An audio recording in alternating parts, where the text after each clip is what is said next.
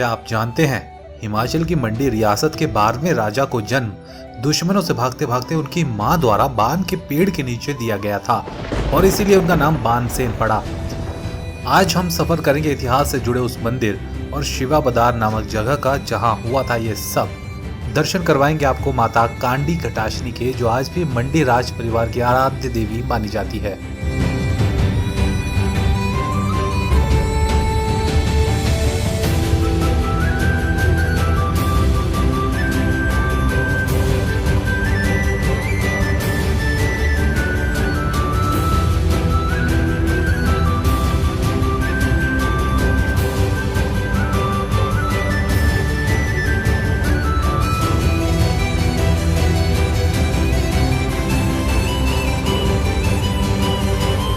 ऐतिहासिक पंडोह डैम इस वक्त आप देख सकते हैं कि मेरे पीछे दिखाई दे रहा है, यहाँ से बिल्कुल सामने, और यहाँ से चढ़ाई जो है शुरू हो जाती है शिवाबदार की ओर।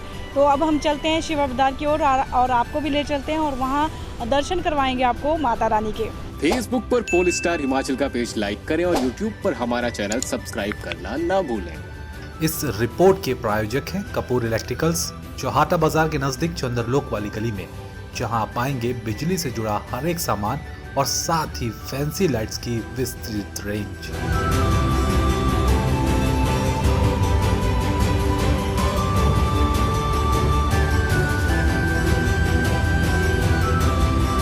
माता कांडी कटाशनी शिवाबदार का सफर मंडी कुल्लू नेशनल हाईवे से होता हुआ पंडोह नामक जगह पर पहुंचता है, जहां मौजूद है यह 1977 में कमीशन हुआ खूबसूरत पंडोह डैम।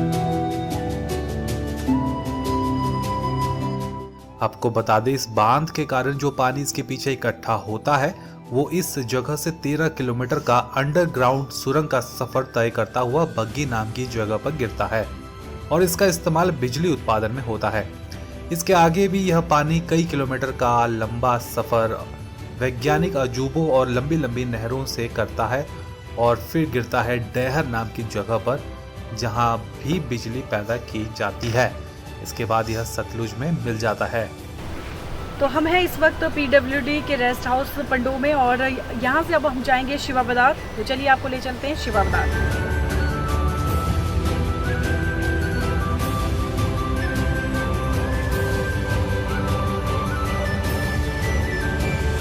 पंडोह से एक पुराना पुल पार करके शिवाबदार सड़क पर हमारा सफर आगे बढ़ता रहा।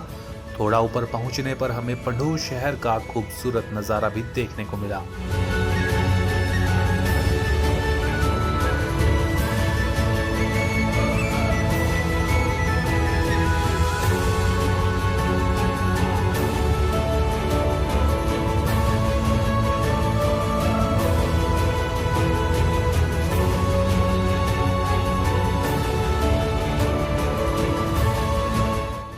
पहाड़ों की अच्छी बात यह होती है कि यहाँ प्राकृतिक रूप से मिनरल वाटर आपको बहुत सी जगह मिल जाएगा। हमने सोचा थोड़ा भर लिया जाए।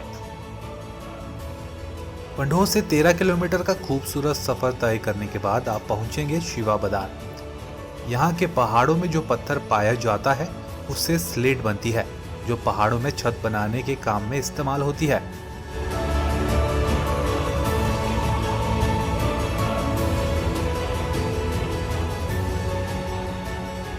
हम जैसे ही शिवाबदार पहुंचे, हमें कुछ किलोमीटर की दूरी पर एक झरना बहता दिखा।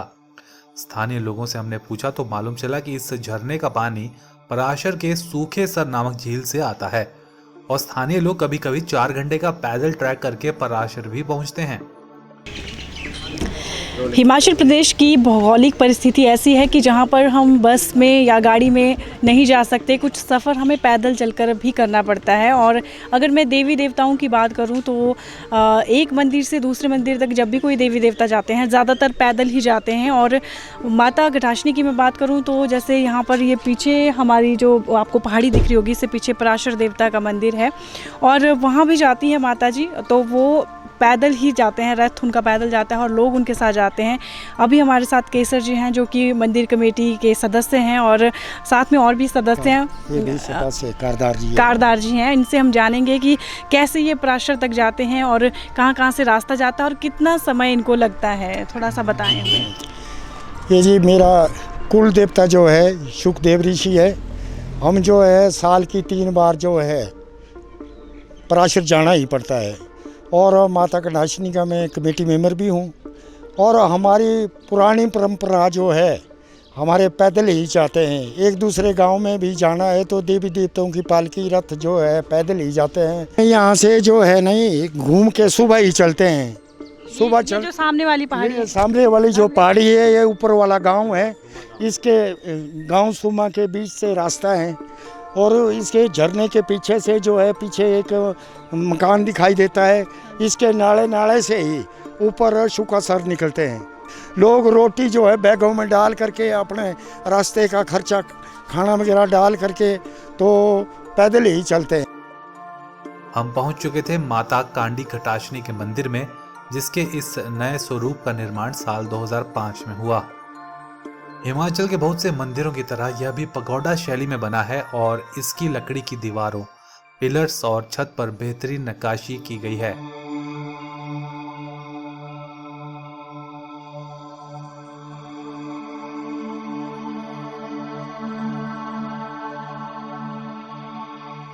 मंदिर के पुजारी सुरेंद्र पाल ने इस मंदिर और इससे जुड़े इतिहास के बारे में हमें कुछ और जानकारियां दी।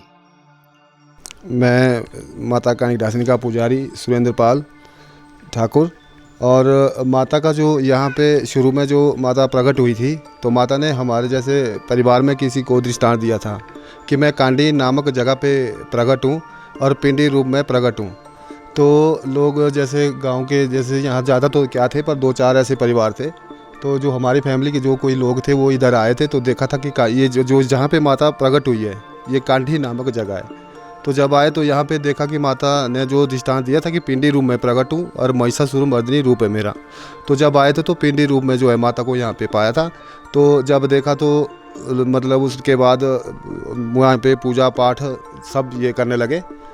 तो उसके बाद माता ने मतलब यहाँ पे सब इसको ऐसे मानते थे। ये जो मंदिर का ये जो कारीगर थे ये कहाँ से आए थे? काफ़ी सुंदर इसकी बनावट है। जो इसके स्लेट्स हैं ये भी यूनिक सी है, जैसे गोलाई में इसका शेप दिया हुआ है और ये लकड़ी का बना हुआ है पूरा। तो ये कौन थे कारीगर यहाँ? ये कारीगर हमारे ऊपर थाची से थे और इनकी जो टीम थी हमारे पास जैसे 30 आदमी ये जो कारीगर थे। इनका मेन मुखिया जो है वो कारीगर एक थाची से मेन उनका जो हेड मास्टर था। उसके नीचे मतलब ये सारे जितने कलाकार थे वो टाइम का अपना कार्य जो है यहाँ के ये करते रहते थे। तो रही बात इसकी स्लेट की, तो स्लेट हमारा यहाँ जो लाया था ये तो ऐसे पहले शुरू में चौर सी था, पर यहाँ पे इसको डिज़ाइन करने के लिए हमारे गांव के ऐसे कारीगर हैं जिन्होंने कहा कि जैसे इसको थोड़ा गोल किया जाए उससे ताकि थोड़ी शेड अलग से बन जाए। बात अगर इतिहास की जाए तो इतिहासकारों के अनुसार सुकेत यानी सुंदरनगर से मंडी का विभाजन 1200 ईस्वी में हुआ था। उस समय तक यह सुकेत के ही अंतर्गत था। तत्कालीन प्रमुख साहू सेन का अपने छोटे भाई बाहू सेन से किसी बात पर झगड़ा हो गया। बाहू सेन सुकेत छोड़ अपनी किस्मत तलाशने के लिए कुल्लू के मंगल नामक स्थान पर चले गए। यहाँ उनके वंशज 11 पीढ़ियों तक राज करते रहे। कई सालों बाद मंडी के 11वें राजा करंचन सेन का कुल्लू के राजा के साथ युद्ध हुआ, जिसमें करंचन सेन मारे गए। करंचन सेन के मरने और युद्ध हारने के बाद उनकी पत्नी यानी रानी जान बचाने के लिए भागकर अपने पिता जो सोकोट राज्य के प्रमुख थे उनके पास आ गई। इस बीच उसने जंगल में ही बान के पेड़ के नीचे एक बेटे को जन्म दिया जिसका नाम बानसेन पड़ा। सोकोट के प्रमुख यानी बानसेन के नाना का अपना कोई बेटा नहीं था और इसीलिए उनकी मौत के बाद बानसेन ही सोकोट के प्रमुख बने। बान के वंशज अजबर सेन जो कि बाहू सेन के 19वीं पीढ़ी के संतान थे, इन्होंने 1527वीं ईस्वी में मंडी शहर की स्थापना की। आपको बता दें सोकोट ही आगे चल के शिवाबदार बना। और साथ ही आपको बता दें कि सैन वंश बंगाल से हिमाचल और पंजाब आया था। ये तो हमने आपको बताया लिखित इतिहास जो इतिहासकारों द्वारा लिखा गया है। वैसे स्थानीय लोगों में भी बानसेन के जन्म की काफी सारी कहानियां प्रचलित हैं, लेकिन स्थानीय लोक कथाओं में कहानी में बहुत से ट्विस्ट हैं। हालांकि बान के पेड़ के नीचे राजा के जन्म लेने वाली बात इतिहासकारों और लोक कथाओं दोनों में कॉमन भी है। चलिए अब आपको सुनाते हैं बानसेन की स्थानीय लोक कथा। तो बानसेन जो राजा था उसका यहाँ जन्म हुआ है, शिवा बदार में बताते हैं उसका जन्म हुआ है। तो उन्होंने कहा कि चलो ठीक है, पर रानी जब वहाँ से जो मतलब भिखारन थी, वहाँ से जब यहाँ वो आई थी तो वो इस रूप में आई कि मैं भिखारन हूँ।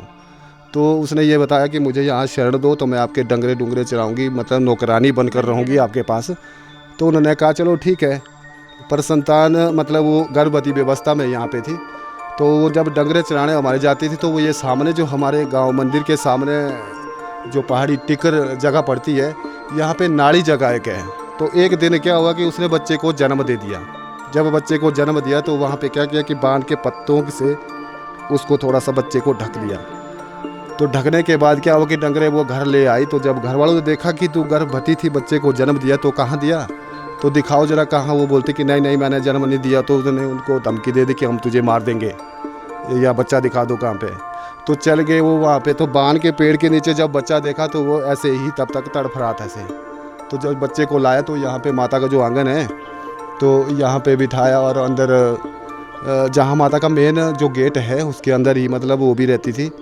तो अंदर उसके बाद जैसे बच्चा थोड़ा नहलाया धुलाया, थोड़ा बड़ा कर जो हुआ, जब छोटे छोटे बच्चे होते हैं 3-4 साल के, तो तब क्या हुआ कि वो ऐसे गांव में खेल रहे थे 2-4 बच्चे, जहाँ पे हमारा देवी का जो मेला होता है दिसंबर में 21 तारीख को। तो उस जगह पे वो जैसे खेल रहे थे तो उस बच्चे के दोनों पाँव जैसे ऑटोमेटिकली नीचे छप गए। तो जब छपे तो बोलते कि कोई ज्योतिष वहाँ से आया, तो उसने बताया कि ये लड़का किसका है।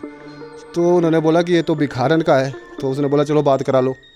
तो ये कोई ऐरा गरा लड़का नहीं, ये कोई राजघराने से ये राज करेगा भी। तो माता के आंगन में आके क्या हुआ कि जब पूछताछ चली, बात चली, तो उन्होंने ये बताया कि भैया आप बताओ आप कौन है।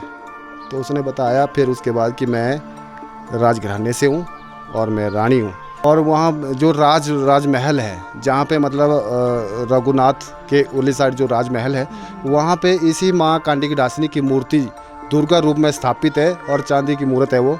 तो वो इसी नाम से, और वहाँ पे इसको जो देवी को मानते हैं राजराजेश्वरी के नाम से। और कोर्ट कचहरी इसके जो सारे इसमें जो है बिगड़े कोई काम, हर तरह से इसकी लोगों की मनोकामना ये इसने हर पल जो है स्वीकार की है। इतिहास से जुड़े शिवा बदार और कांडिकी डासनी मंदिर में हमें मंडी के इतिहास से जुड़ी कई बातें पता चली।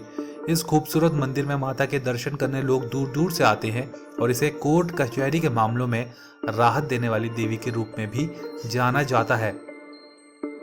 आम दिनों में यहाँ भक्तों का तांता लगा रहता था, लेकिन कोरोना के चलते मंदिर जनता के लिए बंद है।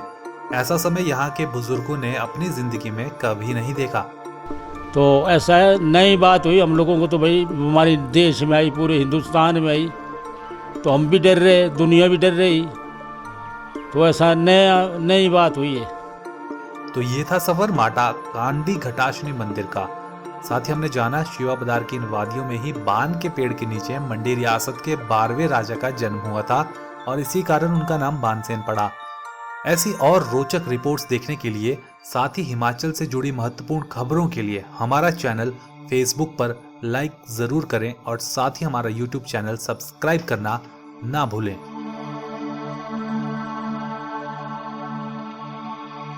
फेसबुक पर पोल स्टार हिमाचल का पेज लाइक करें और यूट्यूब पर हमारा चैनल सब्सक्राइब करना ना भूलें।